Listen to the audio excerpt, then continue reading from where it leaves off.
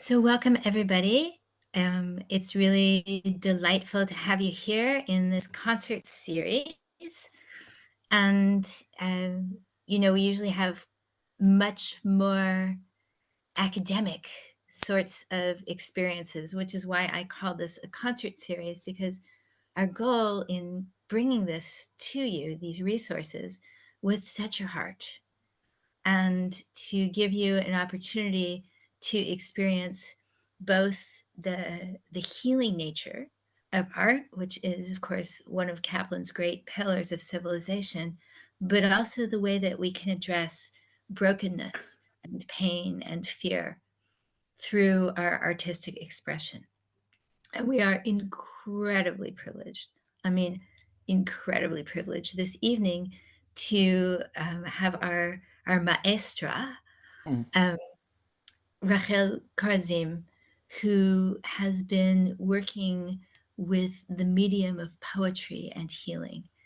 And she is a, a searcher of beauty, and she is a gatherer of emotion, and she brings to those she's got. How long have you been running your poetry class now? It's years through the I pandemic.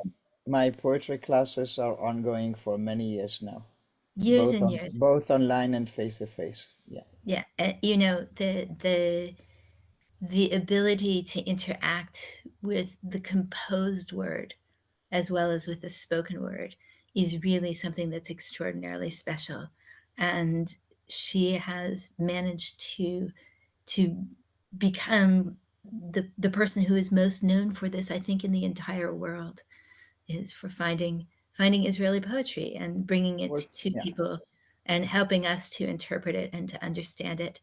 And so, like everything that has to do with Israel, it is full of glory, and it is full of experience. And so you may feel, strongly, if there's something that you want to say, please feel free to either just chime in or put it in the chat, and we'll address it.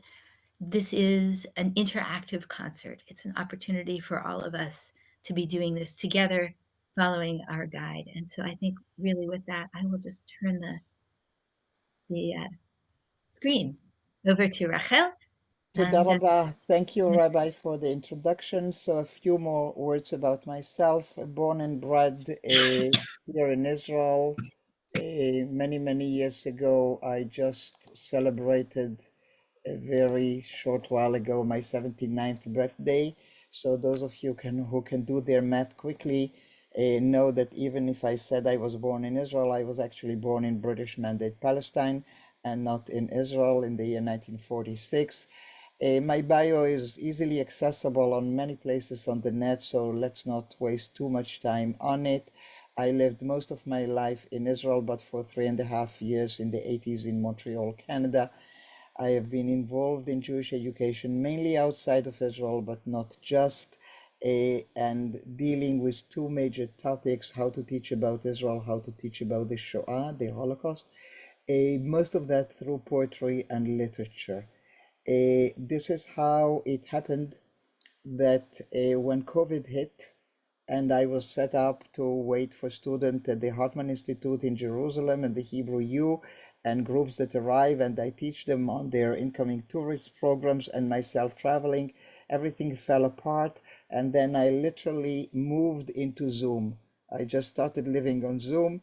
I don't hate Zoom. I'm okay with Zoom. It gave me opportunities to do what I love to do that never existed before. So I will not complain to you about Zoom. Yes, it's not like face to face, but it's great to have it. And so I've been teaching throughout the whole period of COVID, especially when we were all sheltering at home and there was nothing much else to do. And then when life started going back to normal, so a little bit less, and I was planning to do my regular class in the fall of 2023. And like a professional teacher that I like to think of myself, I prepared my following semester to start after Simchat Torah. Well, it didn't happen. And the war came, and October 7th came, and I understood that everything I prepared was not going to work, and it took a while until I collected myself. And then I'll tell you how I came about to start collecting, translating, and teaching a poetry that was written in Israel following the calamity of October 7th. I would like, however, to do two things. How many of you live like myself right now in Israel? Can I see a show of hands even before the camera? So it's you, Gail. Milka Hana, you're not in Israel because your name is in Ivrit. You're not. Just Gail and I. So let Gail and I invite you for a moment to why this night is so special for us in Israel. Today, a few hours ago, it was announced that Lieutenant Hadar Goldin, whose dead body was kidnapped to Gaza 11 years ago. Unlike the hostages that we have been fighting and will continue fighting for their release, even the deceased ones who were taken on October 7th, Hadar was taken 11 years ago. And the family struggled for much of that time on their own, with not enough awareness in the country, with not enough awareness in the world to their plight and for their need for support. It's only after October 7th that we all realized how important that was. So finally tonight, there's this bittersweet, if you wish, sense of you can breathe slightly more easily tonight in Israel. And most of us have spent the day just flipping between stations, waiting to see if the body of Hadar was identified, which it was around 6 p.m. So it was many hours of waiting. Gail, would you like to add a word about how it looked like from your own experience? Please unmute. Yeah. I live not too far from Kfar Saba. I live near Hod Sharon, and one of my closest friends lives in the building. And every time I have visited her in the last 11 years, there has been a banner.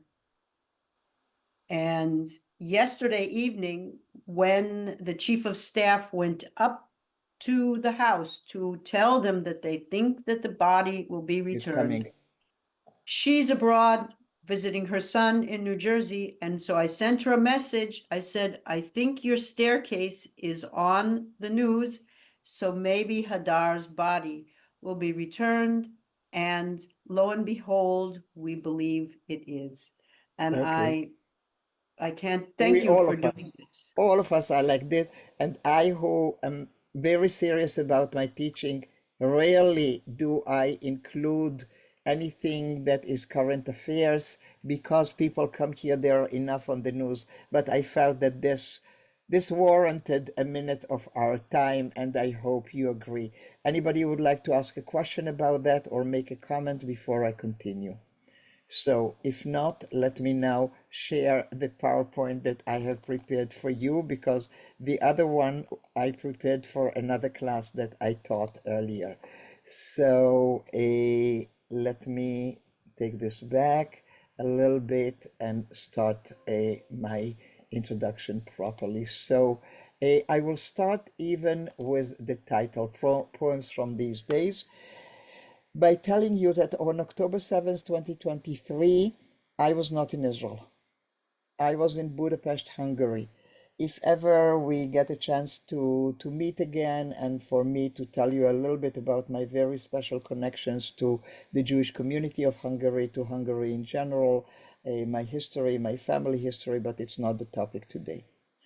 So October 7 hits, and we are at total shock, lost, not knowing if we're coming or going. I'm totally sleepless, night after night, horrified by the torture, by the loss of life, by the cruelty, by the helplessness, by those questions like where was this and where was that? And we move one day into the other. I don't have a clear memory of those. And then it comes the first Shabbat after October 7th. And it's after Shabbat, and it's night, and I cannot sleep, and my husband is asleep, and it's about 2 or 3 a.m.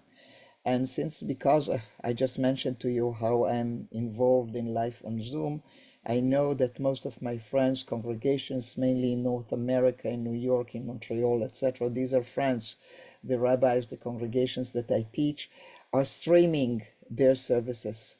So I figure I will join one of them because I cannot sleep anyway, and it's 2 a.m. in the morning. So I'm finding my way to a very large synagogue in New York, a Reform one, Central Synagogue of Manhattan, where the rabbi is Rabbi Angela Bookdal, who is also a friend.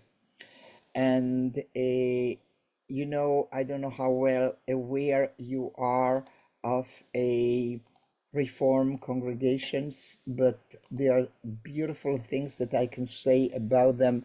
Knowledge of Hebrew is not one of them.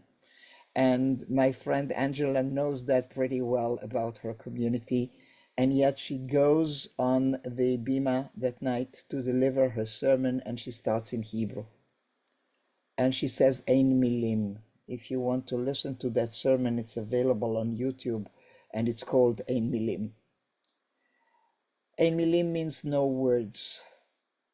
And she is choking back in New York, and I am freely weeping in Budapest at 3 a.m. in the morning. And I find myself after a short while arguing in my mind with my friend Angela and telling her, Angela, you probably have no words. I for sure have no words, but there are people who do, and they are called poets, and I'm going to look for them.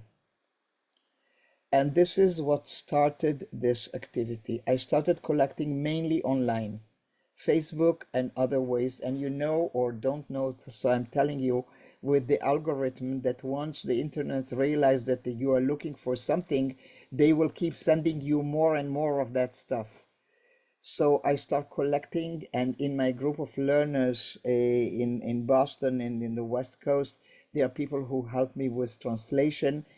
And I start teaching this poetry, and here comes a new phenomenon in my life as a teacher. I know how to create a poetry class. I'm sorry, Rabbi, I'm much more of a literature teacher than a person dealing with healing or such. I'm into the text and the rhyme and the rhythm and the metaphors and so on, and the biblical allusions and what have you. And therefore, I know how to read reference literature and how to listen to recorded lectures of great professors in Hebrew U, and I can prepare my class. I'm now going to drop names, and if you are familiar with them, that's fine. And if you're not, trust me, they are important poets. So I can do your Yuda Avichai and Leah Goldberg and Rachel and Chernichovsky and Bialik and Yona Volach and whatever. But this time it's something new. The poems I'm collecting from the digital world are by people who write poetry who do not even consider themselves to be poets. They are social workers and lawyers and speech therapists who also write poetry and also no reference literature about them. And in many cases, they have not yet published. But there is a great thing that I never had before in my many years of career of teaching. How I would love to have a talk with Leah Goldberg. I cannot. She died in 1970. I was not even yet into graduate school at the time. But these poets, you can send a message to on Facebook, and they will call you back, and you can talk to them, and you can invite them into your class on Zoom. And it's a totally, totally different experience of reading, of learning, and of teaching. And part of that I would like to share with you today, tonight, depending where in the world you are. Here in Israel, it's night. So here are the names of some of the poems that I will try to address, and the pictures of the poets. And even if you are the greatest maven on Israeli poetry, you'll have to admit that you barely know maybe one of these names, and maybe not even that. And that's fine. They're not famous poets. Sometimes the poems that I have collected and made available through the book Shiva, that I have here in my hand and can show you, and it's available on Amazon, easily accessible from anywhere in the world, represents our choices, myself and the two other editors, Michael Bonin and Heather Silverman, where we, how do I say it politely? This body of poetry was dripping of tears and blood and pain and anger and frustration and very little hope, by the way. And that is understandable. But how do you make sure, or do you have to make sure that this is also good poetry? Is that important at a time like this? Or should we let go? Since I was for many years teacher of poetry of the Holocaust, we learned how to do that, to choose among the large body of writing that which we were hoping will last. And we tried with Michael and Heather to exercise the same. So I highly would like to encourage you, if you will like the poems that we will read, to get yourself a copy, because the poets gave their work for free. We, the translators, worked for free. So all income is given to the Israeli Trauma Coalition, which is a body that needs a lot of help these days. And we managed so far to sell, sit tight, over 6,000 copies and send the Israeli Trauma Coalition over $40,000 so far. So every copy that you get, or you get a friend of yours as a gift, will be part of that. I will not see a penny of that, neither do I want to. So look at the beautiful faces of these young people, unknown poets. And of all of them, look at the bottom right-hand side of my slide to see the picture of Michael Zatz. Michael Zatz was the only one of these chevre that I knew before, because in my COVID days poetry classes, I was teaching a series about poems of immigrants to Israel of different ages. And Michael came to Israel from the former Soviet Union as a young child. He's a lawyer, by the way. And he writes, he had published already 2 books of poetry. And Michael wrote about the experience of child immigrants. So I had him in my class, so I had his phone number. So even from Budapest, before I get a seat on a flight to come back home after October 7th, I am contacting Michael. And we are both, you know, venting on the phone, and we are desperate and we are tearful. And this is just the cover page of one of Michael's books, Shavir, Fragile, Chalomot, Dreams. And Michael says to me on the phone as we are commiserating, but you know, Rachel, he says, there are certain things that remain the same. Wow, the poet had said there are certain things that remain the same. Now will come a tremendously important and deep philosophical thought, and I'm waiting. And Michael says, the dog needs to be walked. And there was a moment there, because it's a truism, and yet give it a minute. Because what Michael was saying, even a toddler, if you are in the depth of despair, as we have been in the early days after October 7th, and some of us are still there, you can tell a toddler, Dad is not in the mood for a walk today. But you cannot say that to your dog.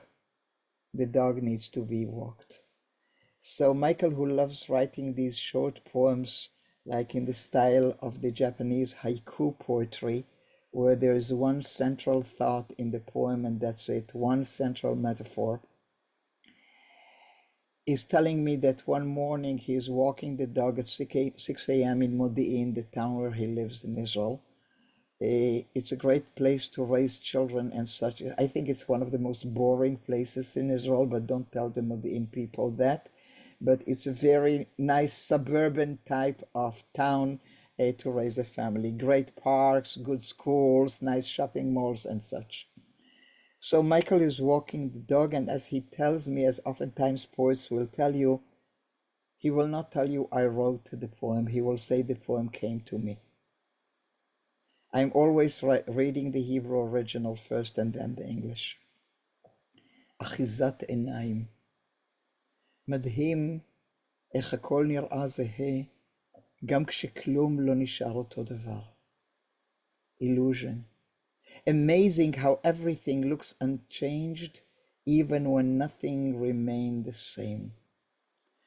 And I'd like to take you back to those days immediately after October 7th, when, if you did not have a sibling, a spouse, or a child in the military, when none of your kids was in the Nova Festival, when you did not live in the Gaza envelope or in the northern communities that were evacuated, if your family or close one did not suffer an immediate loss, you could live in a place like Modi'in, which is in the damn center of the country, and everything looked normal.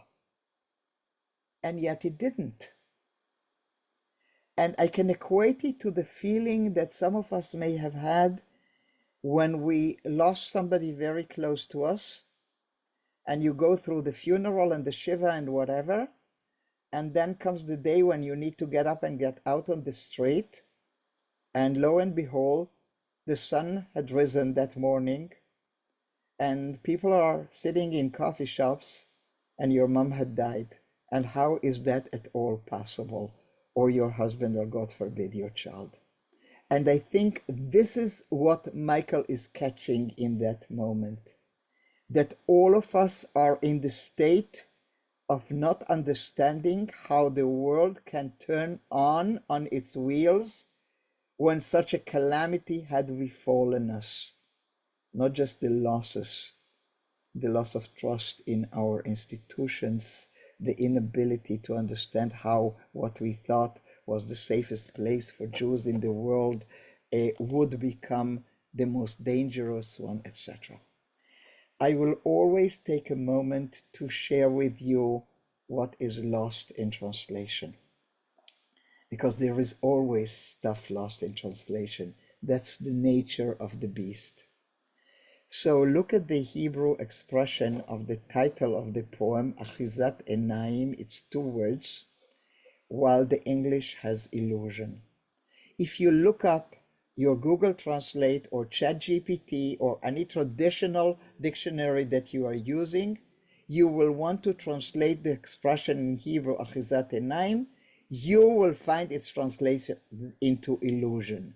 Indeed, this is what it is. Yet if you look at the literal meaning of the words Achizat Enaim, they will translate into holding of the eyes. The Hebrew understands illusion under the sensation that somebody is holding your eyes and making them see in a certain way, like an illusionist who will play with their hands, draw your attention to something, while on the side something else is happening which you are not allowed to see. And I think, therefore, that Achizat Enaim in Hebrew catches that particular meaning, which the English cannot exactly translate. I will invite you to react to that, but with your permission, I'd like to present one more poem, and then I will invite you to address the two together. So we are moving to the next poem, and it is called in Hebrew, Hankayot Pikud Ha'oref HaChadashot Lesichot Chulin, Homefront Command News, new regulations for small talk. Now, before I start, I normally start with the Hebrew, you know that, and this time I started by reading the English title, and for a reason, because I want to make 100% sure that all of you understand that this title is tongue-in-cheek. It's ironical. Homefront Command does not tell us how to speak. Our poet here, Lital Kaplan, is making fun or pulling to the grotesque that situation in the early days and weeks where Home Front Command or the military spokesman will come on the media and tell us whether we can gather more than 10 people in one place, where synagogues will have services, schools will be closed or open, can you go out shopping, what to do when the sirens sound, who to call if, God forbid, the house next to you or your own was hit, etc., etc. And you get tired of all these regulations and things to do and not to do. So Lital Kaplan is taking it a step further because, hello, Home Front Command, if you're so smart, please tell me how to talk because I have lost my language. I cannot use the regular pre-October 7th language anymore. So I'm reading the Hebrew, then I'll take you through the English, then I will hold your hand back through the Hebrew. הנחיות פיקוד העורף החדשות לשיחת חולין, מה נשמע בוטל? ובמקומו נשאל, מה נשמת? מה נשבר? מה נשאר? מה קורה נאסר ובמקומו נתהה, מה קורס?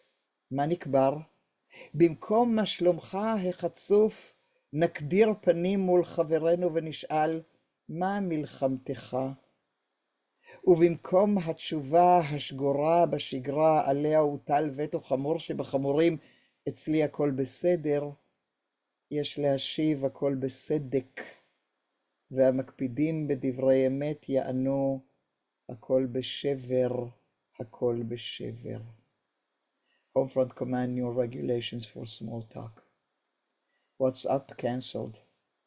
Instead use what's shaken up, what's beaten up, what's blown up.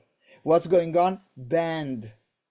Alternatives, what's breaking down, what's forever gone. Instead of the rude, how are you? We must frown in the face of our friend and ask, how were you?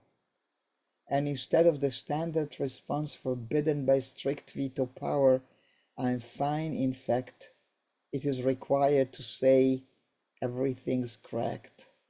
And the truthful ones will answer, everything is shattered, everything is shattered. I would like now, metaphorically, to hold your hand and lead you through the Hebrew, although most of you will probably tell me that you have no Hebrew, and yet I am going to assume that at least two expressions will sound familiar to you, even if you do not speak Hebrew. So,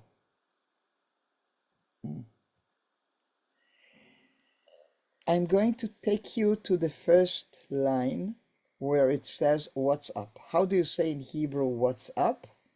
The expression is manishma. Now, even if you do not speak Hebrew, just listen. Manishma, you know the Shema, hear, O Israel, Shema, manishma. So in Hebrew, literally, when you ask somebody what's up, you ask them, so what are you talking about? What can you hear?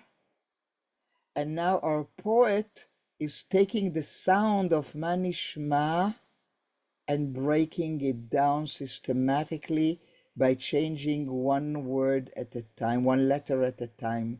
Manishmat, manishbar, manishar. And the manishma is lost. And instead of it, manishmat, dropped, nishbar, broken, nishar, left over. So actually she's breaking it up. Then she go to what's going on. Makore. And again, she is changing what's up, what's going on. And she's changing one letter. Makore is banned, forbidden. Instead of it, makores. One letter is changed and it's falling apart, breaking down. And now we come to the third verse stanza, and something interesting is happening. Instead of the rude, how are you? We must frown in the face, etc. Why rude? Why did the previous expressions only needed to be changed? And how are you is becoming rude. So look at the third verse in Hebrew. Mashlomcha. How do you ask a person, how are you in Hebrew? You use the word mashlomcha, or for a woman, mashlomich. And even if you do not speak Hebrew, you recognize the sound of shalom. So actually in Hebrew, when I ask you, Jane or Gail or Rabbi, mashlomech, I'm asking literally in the biblical term, do you have peace? Is there peace with you? The other meaning in that root of mashlomcha, mashlomech is not only shalom, but shalem, which means whole. When I ask you, Gail mashlomech, I'm asking you, are you whole? Are you together? Now comes the poets in those days after October 7th and says, how could you even address an Israeli and assume that they are at peace? How can you start a conversation by them assuming that they are whole? It became rude to use that expression, to assume that there is even a bit of wholeness or a bit of peace in us. I want to take this a step further, and I want to show you a sign that had appeared on a Jerusalem building in those days, and it's a quote from the poet Zelda. Zelda, her picture is not on the building, I put it on the picture, had written in the past, I love teaching Zelda, so Zelda had written a poem that reflects, I think, the very particular love relationship that she had with her spouse. These were two Orthodox Hasidic people. Of course, they would not express their love out in the open. And she describes in the poem a scene. Her husband was not a well person, he was sickly. And in the poem, you can imagine the title of the poem is Shlomi, my well-being, the answer to Mashlomech, Mashlomcha. And you can imagine that these two wake up in the morning and Chaim is smiling at Zelda and asking her, Zelda, Mashlomech? And she answers, Shlomi kashor bechut el shlomcha. My well-being is tied by a thread to yours. And indeed, isn't that true? That we are only as well as our least happy child or as our least happy spouse or parent. And that line from Zelda was put on the building of the Pelech School, quoting, our peace, well-being is connected by a thread to yours, and our heart is with you. That meant the hostages. I immediately adopted this sentence for myself.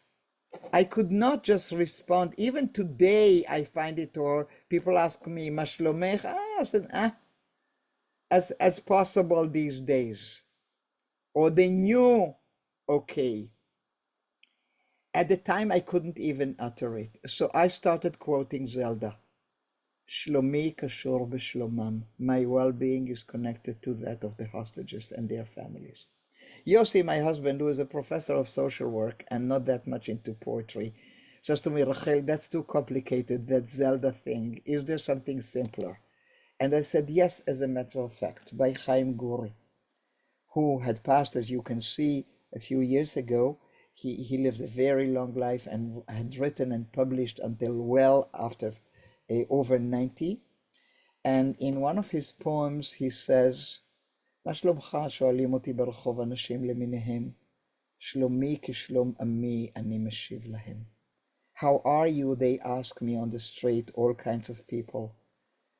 I am as well as my people, I answer them.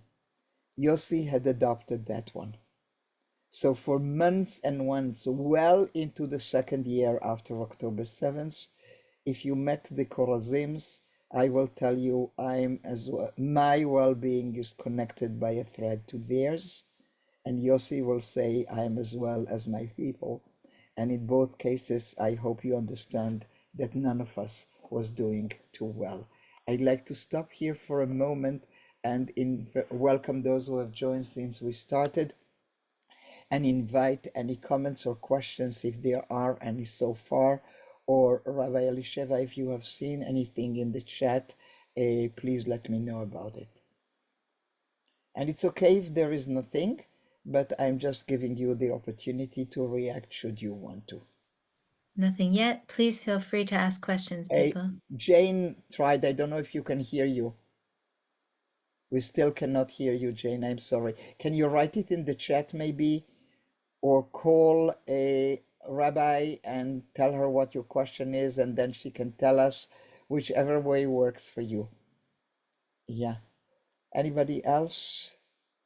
No comments, no questions. So we are going. I just want to thank you because I didn't know the sources until just now. Lo yadati. I heard it all the time, and I had no idea where these two phrases had, Many people adopted them. Many yeah. people adopted them. I might have had a little bit to do with it, but I'm not taking any credit because these are two pretty well-known sources from very well-known poets. None of us is with us anymore. None of them is with us anymore. Both of them from Jerusalem, and I think they have worked for many of us. Poetry plays an important role in Israeli life, well beyond other cultures. And so this worked this time as well. And thank you, Gail, for mentioning that. Anybody else? No. Okay, so we are going to go Jane, someone could read Jane's comment. Yeah, Jane was asking, is it coincidental that "how are you" is so similar to "how war," as in Oh, fighting? thank you. This, Jane, this is a miracle that happens once in a blue moon when the original does not hold a value that the translation does, because "how are you" and "how were you" work only in English. I now have a copy of this book with Hungarian translation, doesn't work. In about a month, we are going to publish the French version, doesn't work. But in the English translation, it does. So occasionally you get these moments in translation where something works in the language the poem was translated into that does not exist in the original, and this is one of those cases, and thank you for your question. And let me take you to another one which is gonna be painful. I am sorry, but I didn't promise you an easy session today. So with that, we are going to the next one.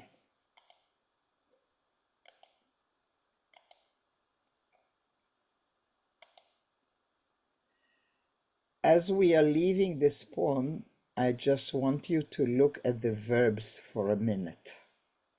Cancelled, banned, rude, veto power, and the truthful ones. Cancelled come from the world of police and orders and army and such. Banned also comes from, prohibitions and such. Rude comes from the language of education. Veto power comes from the language of politics. Truthful ones, that's rabbinic language, that's midrash language. So actually Lital in her poem had managed to show us that it's not just our vernacular everyday language. All of our life, all of the spheres and levels of language have been touched. And with that, why is it taking me back where I want to go ahead?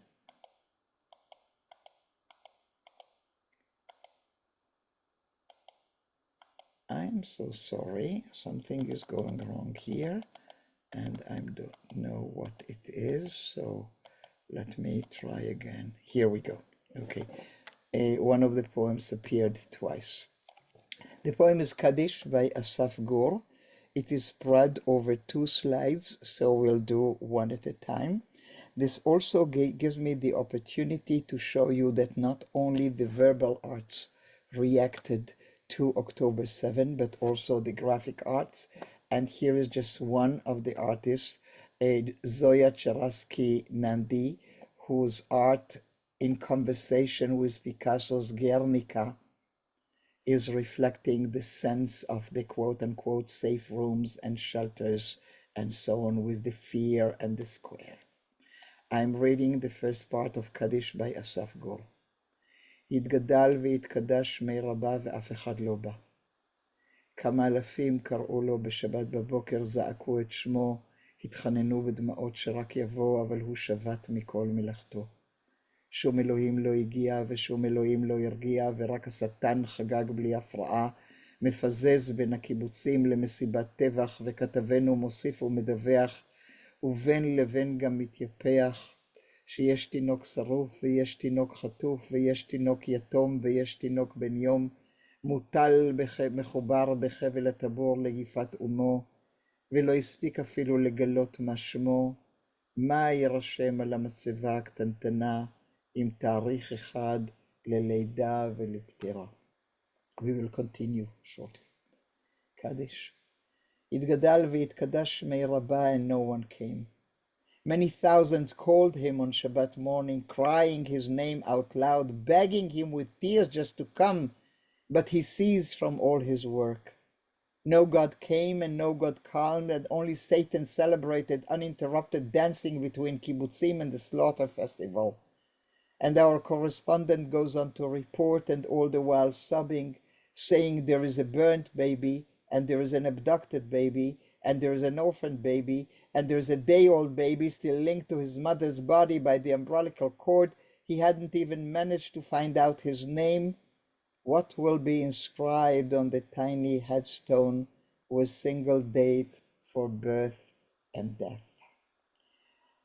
Let us start reading this. You can see that I belong to the translators. So obviously I agreed to the translation, otherwise my name would not be in it. And yet I have issues. We have collectively, Michael, Heather, and myself, decided not to translate the first line, Yitkadal v'yitkadash shmei Rabbah. We decided to only transliterate it, assuming that our readership knows enough Jewish stuff to recognize the first line of the Kaddish. On the other hand, we paid a poetic price with that choice. So I want you to listen and pay attention. Look at the first line in Hebrew. Yitgadal v'yitkadash shmei Rabbah. And the next line, ve'af echad lo ba. Rabbah, the illustrious one, lo ba, didn't come. So these two words rhyme in Hebrew like a hammer on your head. Rabbah lo ba. God did not come. Rabbah lo ba. We lost that with the translation because no one came. It's not exactly the same. Now we continue to the second phase of our uncovering this poem a little bit, and you pay attention to no one came, no God came, no God calmed. Look at the threefold repetition, which is a classic tool in Jewish ritual. We say Kadosh, Kadosh, Kadosh. We repeat the Kol Nidrei 3 times. We repeat the Shema more than 1 time. In Jewish lore, in order to establish a presence, you repeat threefold. But look at what our poet had done. In order to make his point here, no one came, no God came, no God calmed. He is not establishing a presence, he's establishing an absence. The exact reversal of the Jewish intention. Only Satan celebrated uninterrupted. In a world when the divine is not present, only Satan is present. So October 7th, in the words of this poet, are the realm of a godless universe. By doing that, our poet Asaf Gur, who is a journalist, by the way, connects himself to an age-old Jewish tradition, coming from the Crusaders' pogroms in the Rhine and throughout Spain and the Inquisition and the Holocaust, when Jews, rabbis, or just your regular community people could not reconcile the coexistence of God and the horrors that had happened to them. Like, how could God and Auschwitz exist in the same universe? They are coming up from times immemorial, it's not new, with the notion of hester panim, the concealment of the face. There are times when he chooses not to be present. And Asaf is recreating by that, by establishing the absence with a threefold repetition. And since I have established that, bevakasha, now you have the new world without God. What does it look like? Only Satan celebrated uninterrupted dancing between kibbutzim and the slaughter festival. Slaughter in Hebrew, tevach. Nature festival, which is what the Nova festival was called, is teva. So again, the same playfulness with a letter changed for a meaning. And now he assumes his role as a correspondent. He's a journalist. And our correspondent goes on to report, all the while sobbing, saying there is a burnt baby, and there is an abducted baby, and there is an orphaned baby, and there is a day-old baby, etc. So, bevakasha, you want to understand what a godless world looks like? It's a world in which no one came, no one calmed, no one came, but instead of the no, no, no, you now have the is. This is the realm of Satan. This is what it looks like. Still linked to his mother's body by the umbilical cord. He hadn't even managed to find out his name. And for that, I want to stop for a moment. Traditional people, when they refer to God, use the Hebrew expression Hashem, the name. And we were wondering whether our poet wanted this double entente. The baby did not have enough time to find out his own name. The baby, they never had a chance to find out about God. And we were wondering whether to capitalize his name, and we decided not to, with the value of not spoon-feeding our readers, and to leave this ambiguous and leave it just on the baby's level. But it's there for a teacher. It's there for a rabbi to see and to show. Let's conclude the poem. This is what the kibbutz looks like after Satan's visit. Turning the broadcast back to the studio. Quiet now, they are shooting. They are also launching rockets.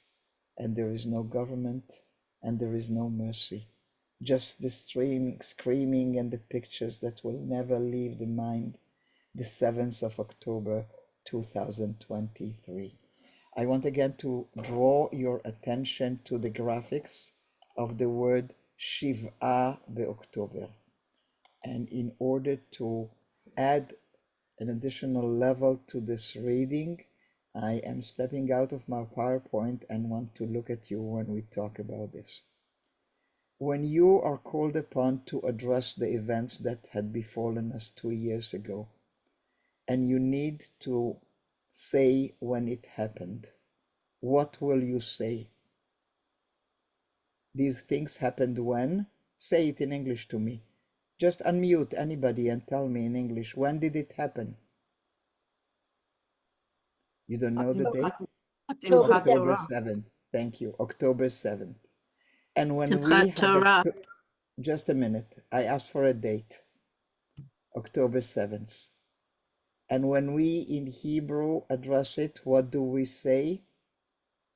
We say Shiv'a be'October. Every single time we mention the date in Hebrew, we say Shiva. which is the mourning period. This is why we have decided to call the anthology Shiva, because it has the two meanings, the date, the 7th of October, and the notion of mourning. So oftentimes languages matter, because for the Hebrew speaker, from now to eternity, every single time that date will be mentioned, it means mourning. Okay, let me ask you again if anybody would like to address the poem Kaddish by Asaf Gur before I continue to yet another one. Anybody with a question, a comment? I do have a question about what you just said. It's interesting to me that we talk about the Yom Kippur War, and this is not the Simchat Torah War. This is either the Gaza War or the October 7th War. And I don't know if that's because the non-Jewish world at large knows Yom Kippur but has never heard of Simchat Torah, or what you attribute that to. Oh, I could now start a 1 hour lecture. The naming of this war and phases in it have become political in Israel. The government had started by calling it iron swords at the beginning. It never caught. Then it gave a special name to the war against Iran. Then it gave another name when we went back to Gaza. Now they want to change it to Milchemet HaKomemiyut, the war of revival and uprising. It's not catching, because among the people such as myself and from the faces of the gale makes it me, I understand that we are on the same side. We will call it Milchemet HaHafkara, the war of neglect, the war when the government was not there for us. People will call it the Bibi murder or something like that. It doesn't have a name yet, and it's not because of what the Goyim will say. It's because we cannot agree. And I think that the Shiva somehow will remain with us because of its double meaning, because it carries the date, which is neutral enough, and it carries the meaning of mourning. But for now, Israel is still fighting over the name. We don't have an official name agreed by everybody. I doubt we will have for a long time. Gail, do you see this any differently than me? No, I think that we could never call it Simchat Torah connected to No a way. war. No. Never. Simcha being happiness. Yeah. It's over. It will not work. We cannot have memorials on the day of Simchat Torah because of that. Yeah. By the way, a thing like that had happened to us in the past. You know that Israel wanted to have the commemoration for the Holocaust on the day of the Ghetto Warsaw Uprising. But the Ghetto Warsaw Uprising started on the 1st of Pesach. So you cannot have a mourning day on Pesach. So this is why it's moved for 2 days after Pesach. So we struggle with that. Names carry meanings, and oftentimes decision pulled in different directions. We are not yet there, I think. Yeah, anybody else about the poems we have seen so far? So I think we still have some time to do some more. So let me take you there to a little bit different ambiance.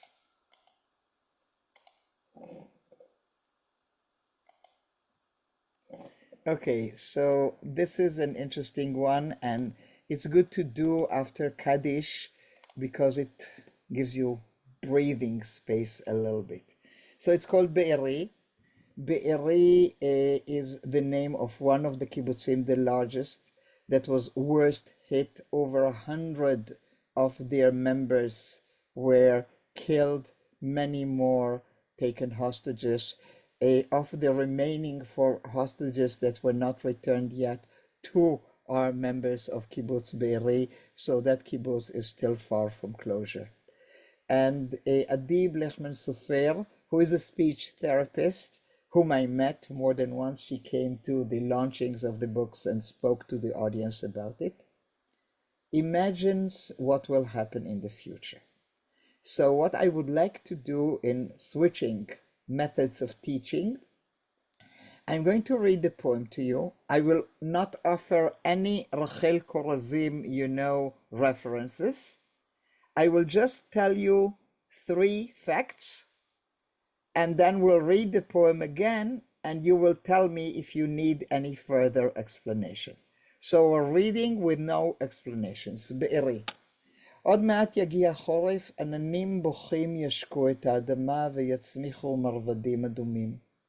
תחילה תפרח הכלנית ואף אחד לא יבוא לצפות ביופייה. אחריה תפרח הנורית ולא יתקיים פסטיבל, ולבסוף יפרח הפרג ושקט אין איש. הפרחים המוגנים נקטפו כבר בסתיו. בארי, by אדיב לחמן סופר. Soon winter will be here. Weeping clouds will water the earth, making red carpets grow. The anemone will flower first, yet no one will come to admire its beauty. The buttercup will bloom next, and there will be no festival. The poppy will flower last in silence, seen by none.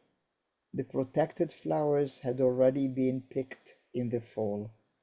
No explanations, just 3 freestanding facts that I am going to share with you, and then we'll see.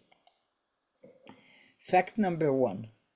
The notion of poppies growing in fields where a battle took place is not an Israeli invention.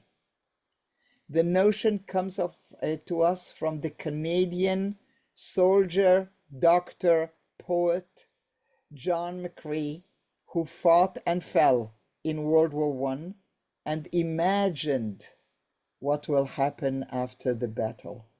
The poem is called In Flanders Fields. I think it's well known to Canadians, maybe to Americans as well. By the way, there is a Hebrew translation.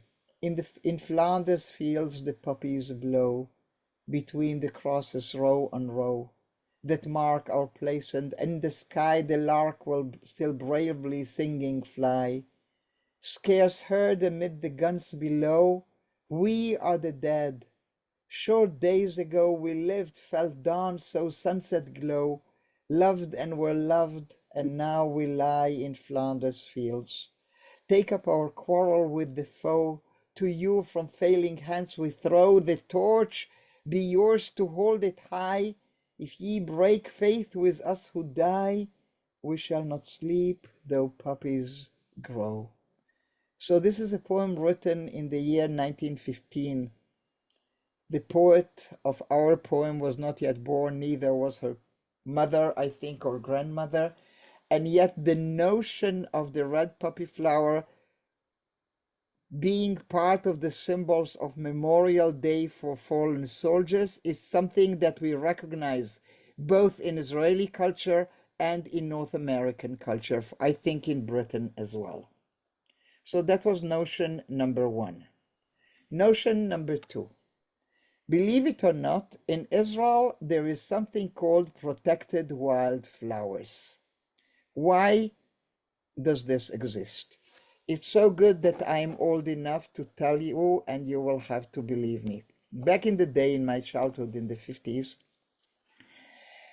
I cannot tell you that we were poor because everybody around us was the same, but what can I tell you, daughter of Holocaust survivors who were struggling to make a living, we did not have too much money to spend on fun and activities and going out and traveling. But every winter, just around Hanukkah and all the way to Purim, more or less, there is this abundance of wildflowers growing, and you could walk out from practically any neighborhood where you lived in a nearby hill or forest and bring home these colorful flowers, and it was joyful and it was great and it was fun. And we were so good at it that soon enough, within a few years, we have destroyed the wildflowers of Israel. So they created the Society for the Protection of Nature, and they have identified about 40 flowers, and declare them protected. And the whole educational activity started in the country to teach kids about the protected flowers and the need not to pick them. And you would have posters like this in schools, in military bases, in clinics, in police stations all over the country. And we learned. I can tell you that Israel tried other public educational activities like teaching people to stand in line properly, or teaching people not to throw cigarette butts on the beach. What can I tell you? Not that successful. But the only public education initiative in the country that became extremely successful is the one with the protected flowers. So much so that when we had the Russian immigration in the 90s, I was working for the Jewish Agency Department of Education, and people arriving from the former Soviet Union would go out to nature to pick flowers. We included in the ulpanim, the Hebrew classes for the new immigrant, a lesson about the protected flower, lest they should go out and pick flowers and be yelled at by other Israelis. So that was notion number 2. Flowers in Israel, wild flowers, are protected. Here comes notion number 3, Darom Adom, red south. The holiday, the festivity of the anemones in the Negev. And indeed, in that area, which we now call Ha'otef, the Gaza envelope, comes that time of year after Hanukkah and all the way up to Purim, when you will have this abundance of wildflowers growing, and you'll have festival, and people will come for activities and picnicking and programs, and not picking the flowers, just taking pictures. And it's called Red South. Can you in your right mind even imagine that anything like that would ever come back to that part of the country under that name? Now that you know these 3 facts, now let us read the poem again and let us see if it makes more sense. Soon winter will be here. Weeping clouds will water the earth, making red carpets grow. The anemones will flower first, yet no one will come to admire its beauty. The buttercup will bloom next, and there will be no festival. The poppy will flower last in silence, seen by none. The protected flowers had already been picked in the fall. And now I'd like to ask you if any of you still needs further explanation about the poem and how our poet Adib Lechman Sofer is working with these common knowledges of Israeli society. The protected flowers, yeah, we knew how to protect the flower, but not our children and our dancers and our youth. Poppies in the fields are there, and festivals, who knows when and where and how. Comments or questions about this one? Yes, please, Carol. Don't forget to unmute.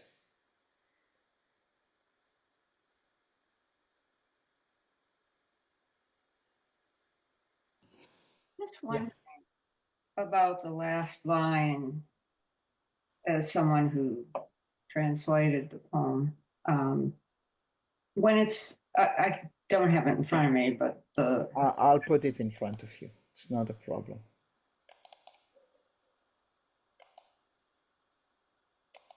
Yes. So the protected flowers had already been picked in the fall. So there is a way to interpret the fall being the fall from grace, the fall from the Garden of Eden, the fall from a human world of greater flowering, in a sense. But what was that, or was it simply a seasonal reference? What do you think?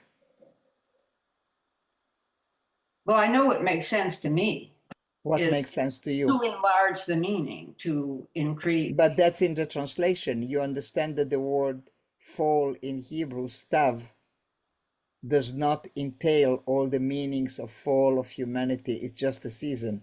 Well, so that's what I'm asking. I don't read Hebrew and I don't Yeah, understand.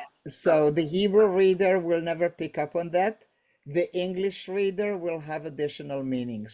So this is what one of the magics that happens in translation occasionally. It doesn't exist in the original and it does exist in the translation. Obviously, October 7th is in the fall, it's season. And the Hebrew word is stav, which means autumn. Because for me to think of it in these poems, the fall is greater than the fall of people in Israel. The fall to me is more expansive because everything that is heart rendering in the poems of Israelis is similarly, I can picture the same family torn apart, dead lives, dead children, maimed on the other side, Absolutely. Gaza. And So, if you get a copy of the book, you will see that we have a chapter called On the Other Side, and we will have Israeli poets writing on losses and pain on the other side. so that is why if I read the poem and make meaning from it, I will see the fall as much larger. Because I to me, totally agree, and this is why we, the translators, decided to choose fall and not autumn, which we could have mhm, for Stav. good. And we decided to go with fall because of that, because it included and entailed more meanings. Okay. By the way, I am very much now into collecting, translating poetry from Gaza and creating evenings of reading that poetry here in Israel, which is not easy. Which is not easy these days. The anger, the pain, the inability to see the humanity on the other side is still a major issue here in this country. Yes, Rabbi, your hand was raised. I just wanted to mention that today in Britain is Memorial Day. And so I was privileged to be part of the civic group that was asked to lay a wreath of red poppies. Yeah, And in addition, it's also the anniversary of Kristallnacht. So yeah, it's it is wonderful that tonight. you brought us that poem tonight. Yeah. Absolutely. I was going to lead into with Kristallnacht, but then Hadar Goldin came home, so I went with that. Okay, can we do one more, or do I have to go finish already? We we are good? We are wrapped. We are in your Okay. hands. Okay, Please do בסדר. more. Let's go.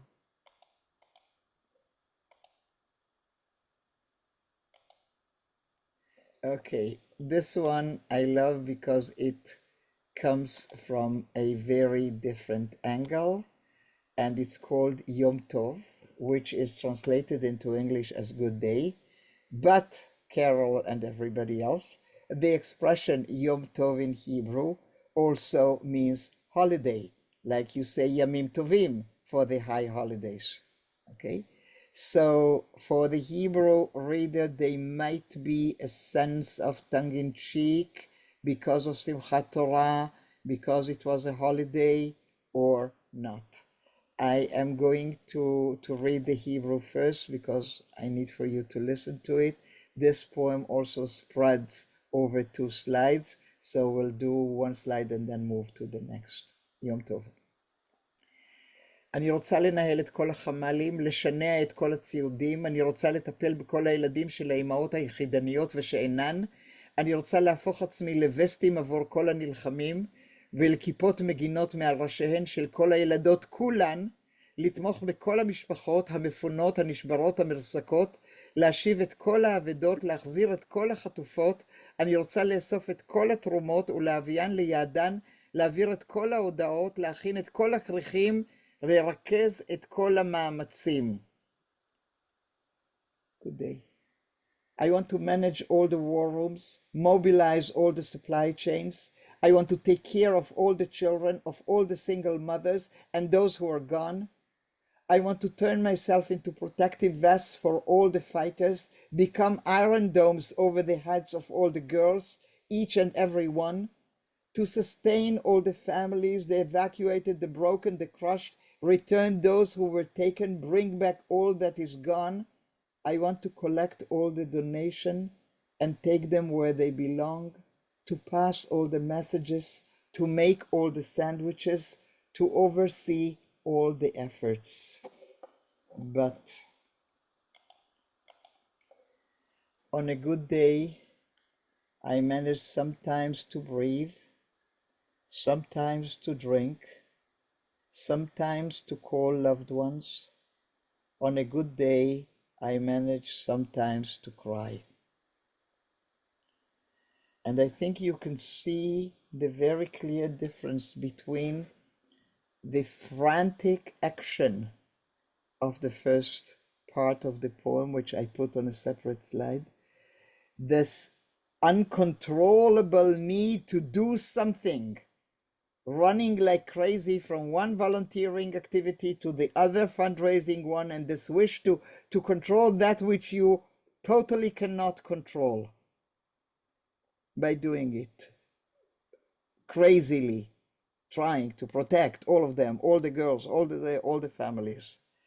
And then you face the reality in yourself and know that on a good day, you may manage sometimes, look at all the qualification, to breathe, sometimes to drink, sometimes to call loved ones.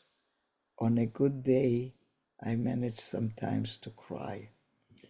And people were talking a lot about Israelis going into post-trauma and so on.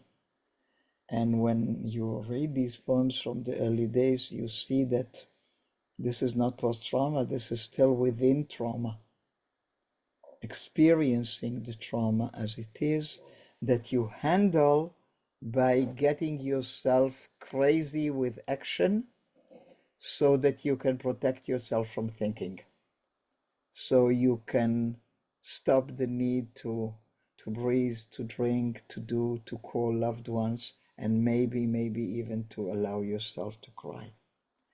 So, Rabbi, I think I will want to conclude with one more poem and then still leave a little bit more free time for discussion. In order to understand the next poem, I want to bring you into something that I call the intergenerational Israeli lie. So from one generation to another, to my parents, the Holocaust survivors who raised me, repeating that by the time I grow up, there will be no army and no war. And by the time I raised my children, I tried to promise them the same. And I think by the time they became parents to my grandchildren, they stopped saying it. Israeli poetry and lyrics of songs are full with expression. My child, when you grow up, there will be no more wars so that you can live with love. Mothers will never worry again. Then I took a deep breath, smiled, and told him he had nothing to worry about. He had nothing to worry about because when he grew up, there will be no more wars. When we were born, the elders blessed us with teary eyes. They said, these kids, God willing, will not go into the army. The poet of our next poem is building on that general Israeli understanding and promises when he writes the poem, Mom is Always Right. We'll go straight to the English so we are left with a few minutes to talk. Mom is always right. Mom said that when I grew up there would be no army. Mom was right. I haven't yet grown up and already there was no army. It wasn't there when I heard the screaming outside. It wasn't there when I saw Dad so scared and stressed. It wasn't there when the door was kicked in. It wasn't there when I hid under the bed. It wasn't there when we three pushed back on the door of the safe room. It wasn't there when time just stood still. It wasn't there when they suddenly entered. It wasn't there when they tore Dad off Mom. Mom had said that when I grew up, there would be no more army. Mom was right. Now all I want is to tell her that she's always right. I cried, I screamed, and still she is silent. I think that this is maybe an appropriate point for us to stop reading and invite you to whatever reactions you care to share, if any, or questions.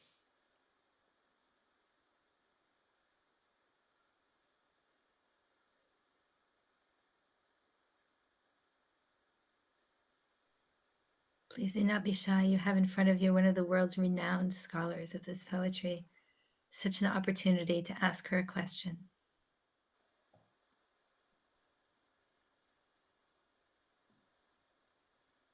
Exactly. Yes, Carol, bevakasha. Don't forget to unmute.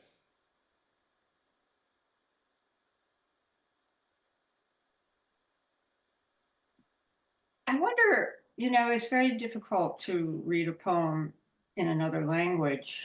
To translate, read, whatever, to read the translation and think that you have the whole poem, because so much of a poem is the kinds of little plays on words and ironies and things that are subtle, but really expand the meaning of the poem, but you can't get that in almost any translation.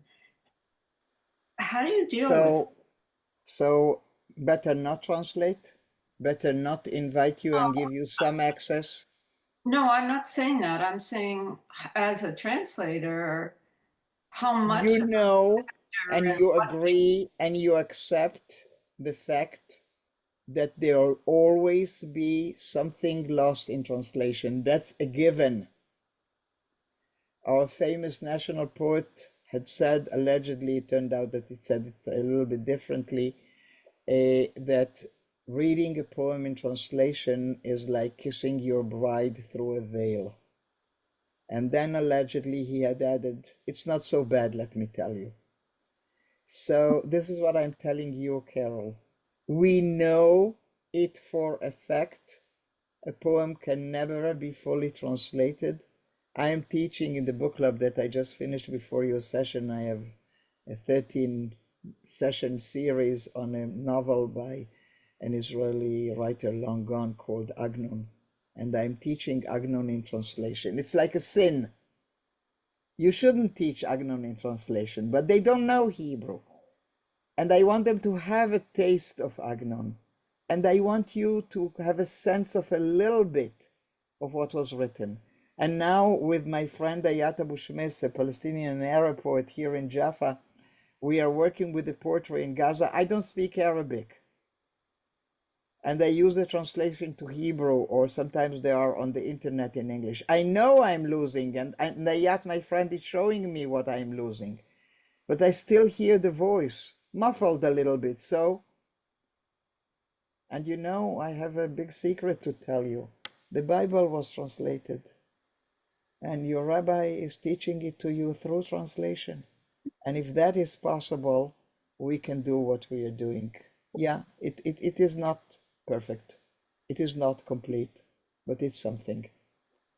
Yes, Dawn, I bevakasha. just want to say that I loved the little bit of Hebrew that I know. I was able to understand some of what you were saying, but you opened those poems up for me in a way. I'm not all that confident when it comes to reading poetry. I do have Shiva, by the way, but I'm not that good at reading poetry. It doesn't really speak to me that easily. And you just opened this up. This was just wonderful. So thank you so much. That's all I wanted to say. Thank you. Toda rabba, Dawn. How did you get Shiva? Who told you I about bought it? it on Amazon. I Uh-huh. bought the book Thank you. quite a while ago when it first came out. Thank you. I'm also part of I have been involved in Toronto in the weekly rallies for the hostages, but which has now ended, but we still have a group that we're meeting. It's the third week where we're meeting still to show support for the hostages that we're waiting to bring home, the deceased Yeah, hostages, four more. so that the Four more. families know that we're still here and we care about their Absolutely. going place. Absolutely. Me too. Every week out there in the demonstrations, as long as it takes. Yeah. בבקשה, Susie, I assume. Susie, yes. Yeah. Thank you. I just wanted to comment that I was very struck by the overall theme of something being severed, something being broken and ripped apart, and so there was a piece of language that used to mean one thing and now it means something else. That there and all of the work that you introduced operated out of that awareness and out of that experience. That was very, very powerful. Thank you. Yeah. If you get a copy of the book Shiva, or if you write to me, I will send you the poem that I'm talking about. In the anthology Shiva, you know, when you do books, especially books of poetry, how you put them there, which comes first, which comes next, how you divide is very important. And we decided to start with the poem that speaks exactly about this sense of rupture as the first poem. So if you can and are willing to get a copy of Shiva, then look for the first poem. If you're not planning to, tell the rabbi to give you my email and I will send you that particular poem. Okay, just drop me an email. Yeah. Anybody else? Thank you. Yeah. Tov, I'll let you Thank you. conclude, Rabbi, bevakasha. So I have taken a liberty. It's quite a different genre of poetry. My congregation, so I live several lives. My congregation in the north of England has all of the United Kingdom morning minyan, which people are welcome to come to. It's late, it's very late at night in the United States, or very early in the morning. It's a comfortable time in Israel. We have a poet laureate who not only finds us poetry, but also creates poetry for us. If you want a daily dose of poetry, either you can come or you can tell me, and I can put you on our WhatsApp group and you will get the poems every morning if you're hungry for more things. He does not bring us poetry of war. He brings us poetry of hope. But nonetheless, it is wonderful to have that opportunity. Rachel, you know, I almost have no words for the beauty that you bring to us, for the transformation of a learning session into a session of experience and of sadness and hope and understanding, the levels to which you unpack things for us. You allow the flower to bloom in our hands are really amazing and incredible. And I'm so grateful that you are willing to spend this time with us. Pleasure. Okay, and thank you share these. so much for being part of this. And until we meet again, bye-bye then.